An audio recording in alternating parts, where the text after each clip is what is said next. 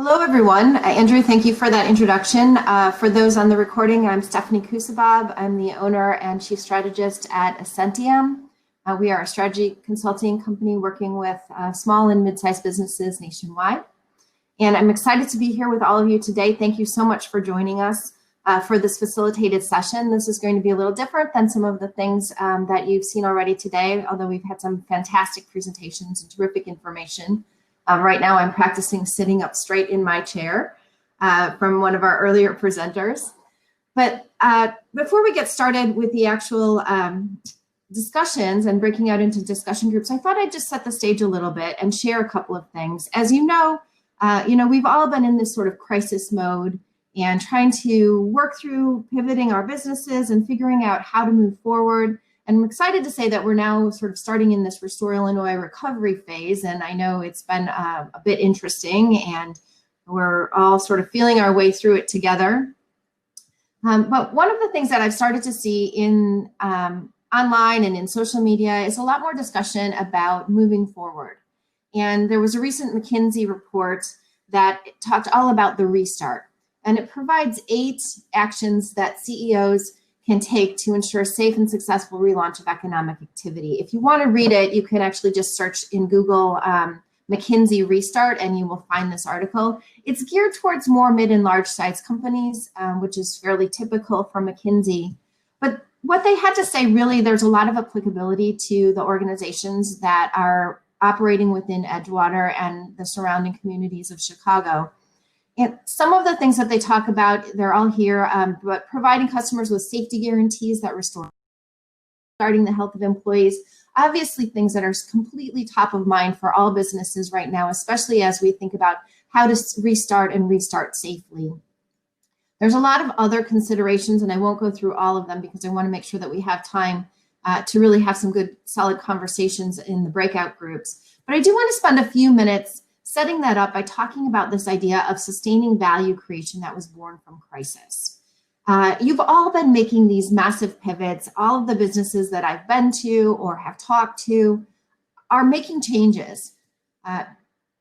Because of Corona, this is really unusual circumstances. It's been a very difficult time. We've been forced to make a lot of short-term decisions, a lot of really quick things that have had to happen in order to sustain business or to be ready to reopen your business and to figure out how to sort of survive in the meantime. Some of them have been really that survival crisis type of things that are short-term immediate needs, whether that's providing PPE and figuring out how to do that and to provide for the safety of your customers and your employees as they return to work, or if it was actually pivoting your business for the short term to produce these things, right? We've all seen the stories in the news about manufacturers pivoting to start producing hand sanitizers or to start sewing masks, cloth masks, etc. Either whether that was for personal survival or to help from a brand building perspective, those are really survival crisis type of operations. But what we're talking about today and what I'm starting to really see more people focusing on is those kinds of pivots that you've made that are really value creating. These are the things that are strategic. They're aligned to your brand and your mission. And this is really where we are in the process. As soon as we have the green light to start moving forward, we need to be thinking about what's the next level, what's that next stage, just like Governor Pritzker has thought about what all the phases are in our reopening, and he can still adjust and change things over time. It sort of is the same for you and your business. It's easy to get stuck in the short term, to stuck in the immediate. And sometimes there's things that you've done in the immediate that can actually help carry you forward. Things that are things like that will expand your market, that will reduce your time to serve, things that are really responsive to a new need in your marketplace, something that builds loyalty, brand loyalty. And we know that there are businesses in Edgewater that are doing this every day. Probably many of you are already doing these things. Whether you're thinking about them in terms of them being a short-term initiative or a long-term initiative, you might not quite be at the long-term phase, but it's about time to start thinking that way if you aren't already. Some of the businesses are going to be sharing some of those ideas. Some of your local Edgewater businesses are going to be sharing what they're doing at 2 o'clock, so make sure you dial in for that session. But I also wanted to share just a few examples to get your creativity juices flowing, if you will. A few examples that I've seen in the news that I thought were really interesting in terms of value creation. One is this art classes for kids. So their initial mission, their always mission, has been to provide lessons about fine art to kids. So this idea of bringing fine art to kids. And they've always had these in-person classes and done it at a local level. But what they've had to do as a result of the current crisis is to move to video lessons. And now they're seeing this need for summer camps, that a lot of the summer camps are going to be closed or may not be operating at full capacity. And so they're taking advantage of those opportunities. And they've done it to survive. But the interesting thing is that now they've actually expanded their marketplace. This has provided an opportunity that they may not have taken before to expand their marketplace, to be more of a national organization and even international with their online courses.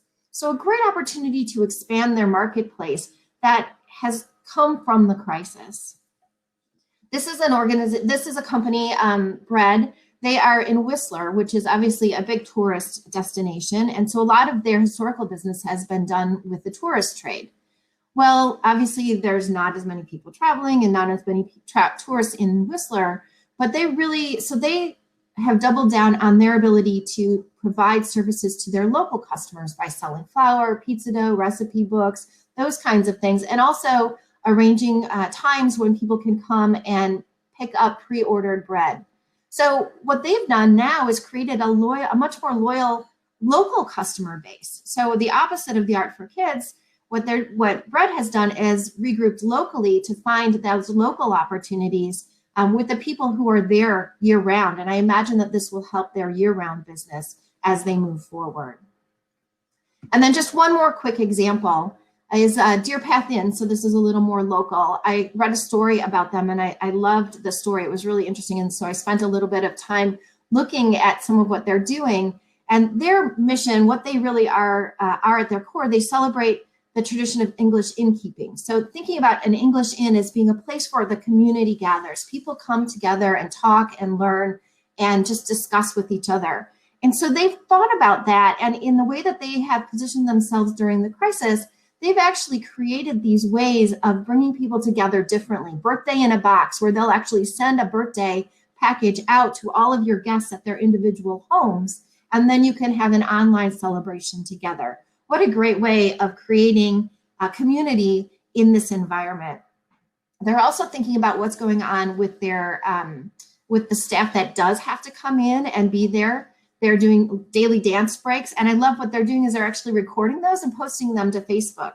They're also having staff during slow times. They had a number of videos of their cocktail servers or the bartenders actually creating cocktails of their choosing and showing sort of a fun video of that and posting that onto their Facebook channel.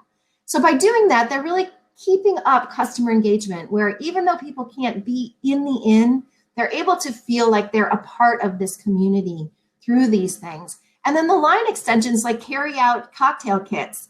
I don't know about you, but I'm craving a couple of my favorite cocktails from my local restaurants. And I would love to be able to get that as part of a carry out order. So far, I've asked and no one else is doing it, but I think it would be great. And I think that they've done a really fabulous job of finding a way to do this. I think what it is that they actually use the small bottles. So they give you the ingredients with a separate prepackaged small bottle of the alcohol so that they can be compliant with the local laws. But anyway, those are just a few examples. And we know that you all are thinking about and doing some of these things all the time. Or maybe there's some of you that have been a little bit stuck and can't quite get past crisis. And so what we want to do is give you an opportunity today to share your experience. We're going to use what we have in the session, what we have called sessions. And so in a moment, I'll tell you how to do that. But what we'll do is allow you to break up into smaller groups. We'll allow you to have your video and your audio on so you don't have to just use the chat. And you can have this conversation amongst each other. What we would love for you to talk about is to share how are you pivoting your business, either whether that's in short-term survival ways or more strategic value creating ways. How are you engaging with customers? One big way to create value out of crisis is to talk to your customers and understand how have their needs changed, what's new for them, what's different, what could you do that would help them with what they're facing right now. That's still consistent and in line with your brand and your mission. Also, what are you doing to prepare for phases 3 and 4? And then we know that there are some community members on here as well that are not necessarily business owners, but you are obviously an important part of the community and an important part of the businesses. Without you, the businesses will not survive. And so this is a great opportunity for businesses to hear from you as a consumer and even as a business owner to talk about your feelings and your perspective as a consumer using services from other businesses. So we believe that there's a great opportunity for collaboration here, and that's really what the Chamber is about. And so we wanted to give you this chance. Now, from a technical perspective, what you're going to do is on the left-hand side where you come into the stage or go into the expo, you'll see a sessions tag. If you click on the sessions icon, that will pull up several different session rooms. There are 8 or 10 different session rooms. Most of them will have a facilitator in there to help you get the conversation started, but really the conversation can go in any direction you want to take it. When you see that, randomly choose. I would encourage some of you to choose the bottom ones and some of you to choose the top ones so that we can have smaller groups in each one of them. It looks like we've got about 50 people on the call. So let's use the first 5 actually first so that we can get started, but feel free to, if you'd rather be in a smaller group, then go ahead and use 6 through 8. And then what we'll do is we'll have these small conversations until about 12:20. And then at that time, I'm going to ask you to break up your group and come back to the stage. And I'll be here and we'll be having a little bit of a discussion in the chat. And I would love for you then, when you come back to the main stage after the sessions are over at 12:20, to add into the chat some of your top takeaways, some of the things that you learned that you're excited about taking back to your business as a result of the conversations. So without any further ado, we're going to go ahead and open those session rooms. So go ahead and just click on session and choose a session that you want to join. And I look forward to seeing you back here at about 12:20. You might see me popping in and out of those sessions, but I'm just there to learn and listen just like the rest of you. So great. I will look forward to seeing you back here at 12:20.